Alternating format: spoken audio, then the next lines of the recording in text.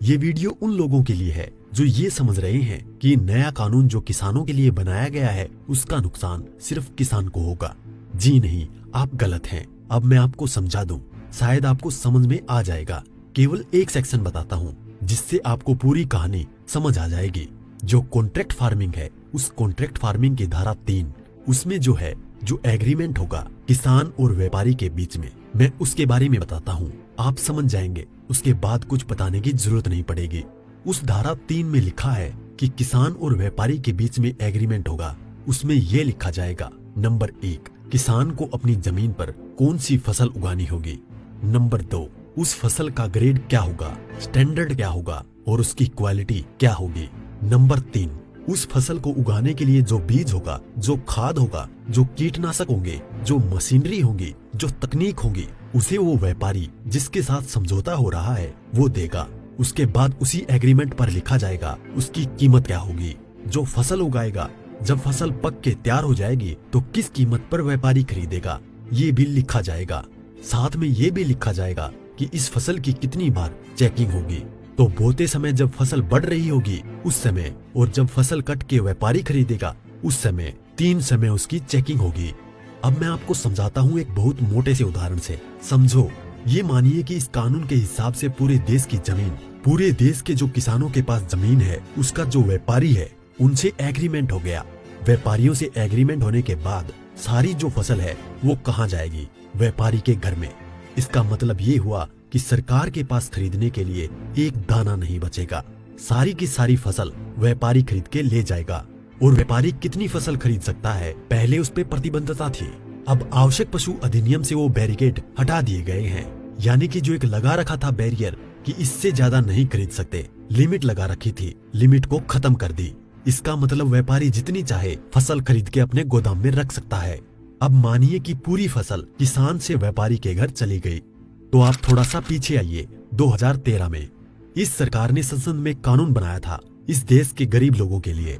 82 करोड़ गरीब लोगों के लिए नेशनल फूड सिक्योरिटी एक्ट यानी राष्ट्रीय खाद्य सुरक्षा कानून के तहत 82 करोड़ लोगों को 3 रुपए किलो चावल, 2 रुपए किलो गेहूं और 1 रुपए किलो मोटा अनाज देना था। अब मैं आपसे सवाल पूछता हूँ, अब समझिए, आप सब कुछ जब सारा अनाज व्यापारियों के पास चला गया, सरकार के पास कुछ नहीं है, तो सरकार इन 82 करोड़ लोगों को कहां से अनाज दिलाएगी, पहले तो ये बताएं। इसका मतलब जो 82 करोड़ गरीब सरकार की मदद पर निर्भर था वो खत्म हो गया। मतलब आप कह रहे हैं कि किसानों के खिलाफ बिल है, किसानों की भलाई की बात कर रहे हैं, किसानों के खिलाफ लोग समझ रहे हैं। नहीं, ये पूरे देश के खिलाफ है। इससे 82 करोड़ गरीब खत्म। देश में 5 लाख जो राशन की दुकानें हैं वो भी खत्म। 5 लाख राशन की दुकानों में कुछ रोजगार भी मिलता होगा, वो भी खत्म। अब इसके बाद आप आ जाइए कि जब किसान को सारी चीजें, जो खाद भी है, बीज भी है, कीटनाशक भी है, मशीनें भी हैं, तकनीक भी है, वो व्यापारी जिससे समझौता हुआ है वो ही देगा। तो जो व्यापारी ये काम करते हैं, कोई खाद बेचता है, कोई बीज बेचता है, कोई मशीन बेचता है, तो कोई कीटनाशक बेचता है, वो व्यापारी भी खत्म। तो आपने व्यापारी खत्म कर दिए, गरीब मजदूर खत्म कर दिए, और किसानों को आपने बंधक बना दिया, मजदूर बना दिया, गुलाम बना दिया। कैसे? अब मैं बताता हूँ। जब किसान की जमीन पर एग्रीमेंट हो गया तो किसान चाहकर भी अपनी जमीन में मानो मक्का बोए हुए है, मक्के से एक बूटा तोड़ के नहीं खा सकता। आज की तारीख में तो खेत में जाओ और एक नहीं 10, 20, 50 जितने बूटे तोड़ के खाने हैं खाओ, खूब सेक के रिश्तेदारों को भी ले जाओ।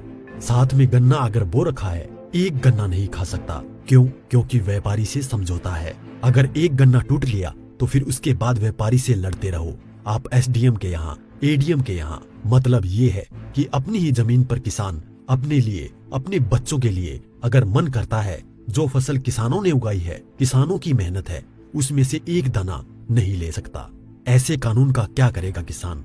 और इस कानून ने व्यापारी खत्म कर दिया, इस कानून ने मजदूर खत्म कर दिया, और साथ में जो किसान है, किसान को इतनी भी मोहलत नहीं दी गई। आज की तारीख में तो किसान किसी भी जगह से दूर जाकर, यहाँ से ठीक नहीं मिला तो वहां से ले, वहां नहीं मिला तो वहां से ले, यहाँ से कम नहीं मिला तो यहाँ से ले। खाद और बीज अपनी मर्जी से ले सकता है, इसके बाद नहीं, इसके बाद तो व्यापारी ही देगा। इसका मतलब ये हुआ कि चंद व्यापारियों के हाथ में पूरा देश जाने वाला है। और जब व्यापारी के साथ में समझौता हो गया तो कोई भी बैंक किसान को लोन नहीं देगा। इसका मतलब ये हुआ कि अगर उसे पैसे चाहिए किससे लेगा? एक ही रास्ता बचा है, उस व्यापारी से। तो सरकार कहती है कि जमीन नहीं जाएगी, तो ऐसे जाएगी जमीन। और उसी व्यापारी से जब वो कर्जा लेगा, धीरे धीरे कर्जा बढ़ता चला जाएगा और कर्जा बढ़ता चला जाएगा, व्यापारी का ब्याज बढ़ता चला जाएगा। लिहाजा जो किसान है अपनी ही जमीन उस व्यापारी को बेचने पर मजबूर हो जाएगा। अब थोड़ा सा पीछे जाओ, आपको ले जाता हूँ 1947 से पहले। उस समय क्या था? इस देश में जो साहूकार होते थे वो ऐसे ही करते थे। किसान को पैसा दिया, वो पैसे पे इतना ब्याज पर ब्याज पर ब्याज पर ब्याज किसान की पीढ़ियां गुजर जाती थी, कर्ज नहीं उतरता था और सारी जमीन जो है वो साहूकार के यहाँ पे चली जाती थी। मदर इंडिया और धर्मेंद्र जी की गुलामी जैसी फिल्में देखें आप। और अगर पढ़ना हो तो गोदान पढ़ो मुंशी प्रेमचंद जी की। पहले वो अपनी ही जमीन पर बंधुआ मजदूर बनेगा, उसके बाद में अपनी ही जमीन बेच जाएगा। ये है इस कानून का परिणाम जो आगे तक नजर आता है। इसलिए ये कानून पूरे देश को तबाह करने वाला है। अब एक चीज और रह गई, उसे भी बता दूं। जो मध्यम वर्ग के लोग जो आज रोटी खा रहे हैं, जब व्यापारी सारा अनाज अपने गोदामों में बंद कर लेगा, तो वो जो आज उसने लिया जिस दाम पे उससे 6 गुना 7 गुना 8 गुना दाम पर बेचेगा। तो जो मध्यम वर्ग के लोग जो घरों में बैठे हैं, उनको इस आंदोलन में बाहर आना चाहिए। जो अनाज, ये आटा 20 रुपए से 25 रुपए 30 रुपए किलो मिल रहा है, वो ही इस कानून के लागू होने के बाद वो आटा, वो अनाज उन्हें 50 से 6 गुना दाम पर मिलेगा। 100 रुपए, 125 रुपए, 150 रुपए किलो मिलेगा। तो असर किस पे पड़ेगा? एक भी व्यक्ति नहीं बचेगा जिस पर इस कानून का असर ना पड़े। इसलिए मैं कहता हूँ कि ये किसानों के विरोध में नहीं है, देश को तबाह और बर्बाद करने के लिए है। इतना सब कुछ पता होने के बाद भी अगर आप किसानों का साथ नहीं देते हैं तो आगे आपकी मर्जी।